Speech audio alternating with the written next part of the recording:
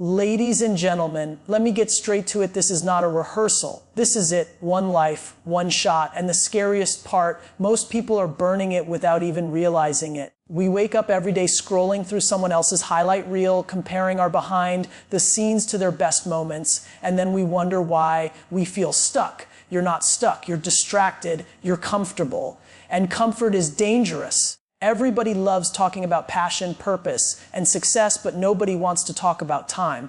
Time doesn't care about your plans. Time doesn't care about your excuses. It's moving right now.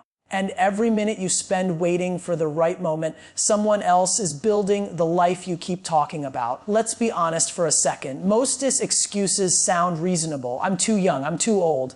I don't have money. I don't have support. But here's the truth. Those are not reasons. Those are stories we tell ourselves to avoid the risk of failing, because failing publicly hurts the ego. But you know what hurts more? Regret. Regret lasts forever. You don't need confidence to start. You get confidence from starting. You don't need clarity. Clarity comes from action. You don't need permission. This is your life.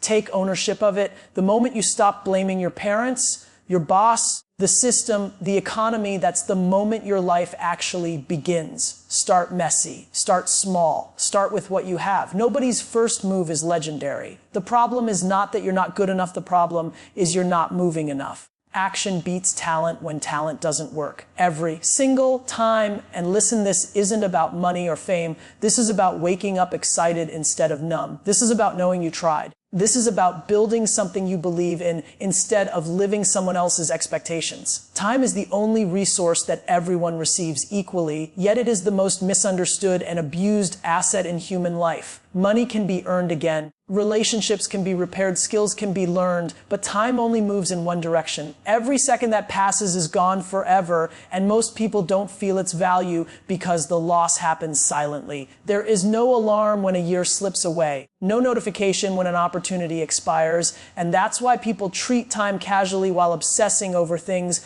that are replaceable. The real problem is not lack of time, it's lack of awareness. People say they are busy, but what they usually mean is that they are distracted. Hours disappear into scrolling, overthinking, and consuming content that adds no long-term value.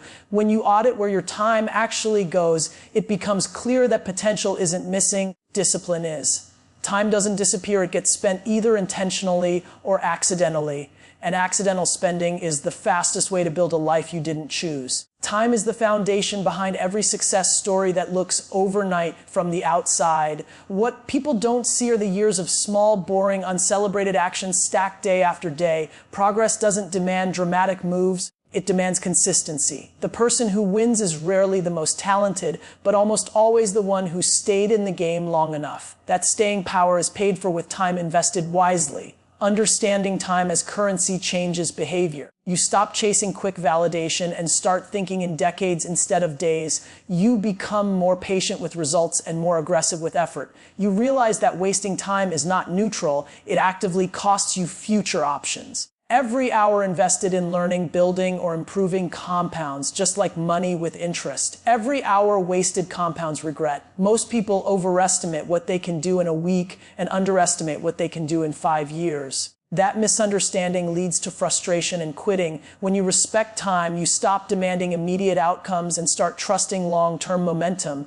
You accept that growth is slow at first, invisible for a while, and unstoppable if you don't quit. Treating time as your real currency forces accountability. You stop blaming circumstances and start asking better questions. What am I doing with today? Is this activity moving me closer to who I want to become? When time becomes precious, excuses lose their power, urgency increases, and action becomes non-negotiable. Excuses are not lies we tell others. They are stories we tell ourselves to stay comfortable. They sound logical, responsible, even intelligent, but their real job is protection. Protection from judgment, from failure, and most of all, from the uncomfortable truth that if we tried and failed, we would have to face ourselves. Excuses reduce the emotional risk of action, but they quietly increase the cost of inaction. The dangerous part about excuses is that they are often based on real circumstances. Lack of money, lack of time, lack of support, these things exist. But the moment they become the main explanation for why nothing is happening, they stop being facts and start being barriers. Two people can face the same situation and produce completely different outcomes. The difference is not resources, it is ownership. Excuses give temporary relief. They help you sleep at night by shifting responsibility elsewhere, on the economy, on family, on luck, on timing. But that relief comes with a hidden price, loss of control. When everything is someone else's fault, you also give away your power to change anything. Blame feels good in the moment, but it traps you in the long run. Most limits are mental before they are practical. People underestimate how much can be learned, built, and changed with consistent effort. What feels impossible today often feels obvious in hindsight. Growth doesn't require perfect conditions, it requires imperfect action. Waiting for the right moment is just another socially acceptable excuse to delay discomfort. Excuses also distort identity. When repeated long enough, they become beliefs. I'm not good at this. I'm not creative. I'm not meant for that life. These labels are rarely tested. They are assumed. And once a person identifies with limitation, they stop exploring possibility. The tragedy is not failing. It is never discovering what could have happened. The shift happens when excuses are replaced with accountability. Accountability doesn't mean self-blame. It means self-honesty. It means asking, what can I do with what I have right now? That question instantly creates movement. Even small actions break the cycle of comfort and prove that progress is possible. Letting go of excuses is uncomfortable because it removes the safety net. There is no one else to point to. But in that discomfort lies freedom. When you accept full responsibility for your actions and inaction, you regain control over direction. Excuses may feel like protection, but ownership is what actually moves life forward. Most people never start because they are waiting to feel ready. They believe there is a moment in the future where confidence will suddenly appear, conditions will be perfect, and the first step will feel safe. That moment doesn't exist. Readiness is a myth created by fear. Action is what creates clarity, not the other way around. Starting ugly means accepting that the first version will be bad. It will be awkward, incomplete, and imperfect. And that's not a flaw, that's the process. Every skill looks embarrassing at the beginning. Every successful project has an early phase that no one talks about because it doesn't match the final image. The mistake is thinking that your beginning must resemble someone else's middle. Starting small removes pressure. You don't need a massive plan or a life-changing move. You need one step that is so manageable it removes your excuse to delay. One page written, one video posted, one call made, 1 hour practiced. Small actions feel insignificant, but they build momentum. Momentum changes identity. Once you see yourself as someone who acts, consistency becomes easier. Perfection is not high standards. It is fear dressed as discipline. People claim they want things to be just right, but what they really want is to avoid judgment. Perfection delays feedback, and feedback is the fastest teacher. Progress requires exposure to mistakes, to criticism, to learning in public. The faster you expose yourself, the faster you improve. Starting now matters because time amplifies whatever direction you choose. Waiting doesn't keep things the same. It quietly makes the gap larger between where you are and where you want to be. Starting today, even imperfectly, puts time on your side. 1 year of small daily effort beats 1 day of intense motivation, followed by months of hesitation. There is also a psychological shift that happens when you start. You stop romanticizing the idea and begin dealing with reality. Reality may be harder than imagination, but it is also more honest and more useful. You learn what works, what doesn't, and what actually matters. That knowledge cannot be gained through thinking alone. Starting ugly, starting small, and starting now is not about lowering ambition. It is about respecting the process. Big outcomes are built through tiny, repeated actions. The only way to skip the beginning is to never begin at all. Ownership is the moment you stop waiting for someone else to fix your life. It is the decision to accept that where you are right now, good or bad, is largely the result of your actions, reactions, and choices over time. That truth can feel heavy, but it is also incredibly empowering. The moment you take responsibility, you gain the ability to change direction. Blaming external factors is tempting because it protects the ego. It gives a reason for why things aren't working without demanding effort or adjustment. The problem is that blame hands your power away. If your boss, your past, the system, or your circumstances are the reason you're stuck, then they also control your future.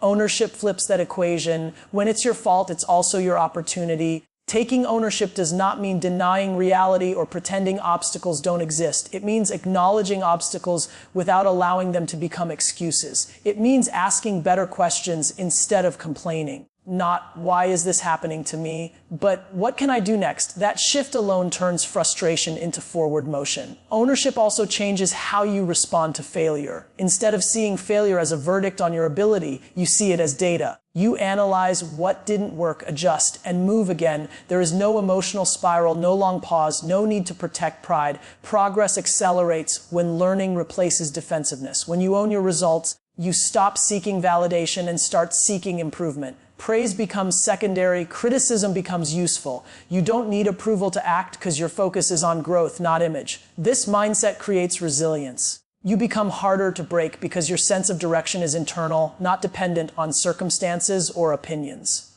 Ownership also demands consistency. You can't blame luck for bad weeks and credit yourself for good ones. You understand that outcomes are built, not granted. That understanding builds patience. You stop expecting instant results and start respecting the long game. The most powerful shift that ownership creates is identity.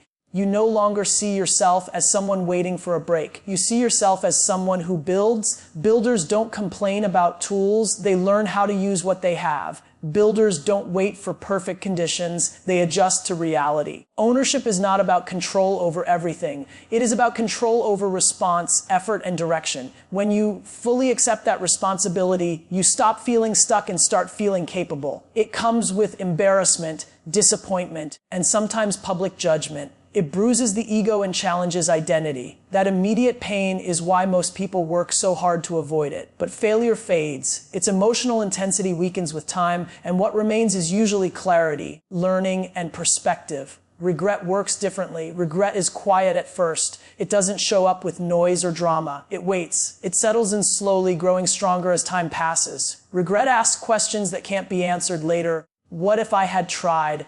What could I have become? Those questions don't motivate, they haunt. And unlike failure, regret doesn't teach because there was no action to learn from. When you try and fail, you at least move the story forward. You gain information, you discover limits, strengths, and gaps. Even painful failures often become turning points because they force honesty. They strip away illusion and replace it with reality. That reality, even when uncomfortable, is useful. Not trying protects pride, but costs potential. People often choose safety over possibility, assuming that avoiding failure means avoiding pain. In truth, they are just postponing it. The pain of regret usually arrives later in life, when energy, time, and options are fewer. At that point, motivation is replaced by reflection, and reflection without action is heavy. Fear of failure is often fear of judgment. People worry about how they will look if they don't succeed. But most judgment is temporary, and most people are far more focused on their own lives than on your mistakes. Regret, on the other hand, is personal and permanent.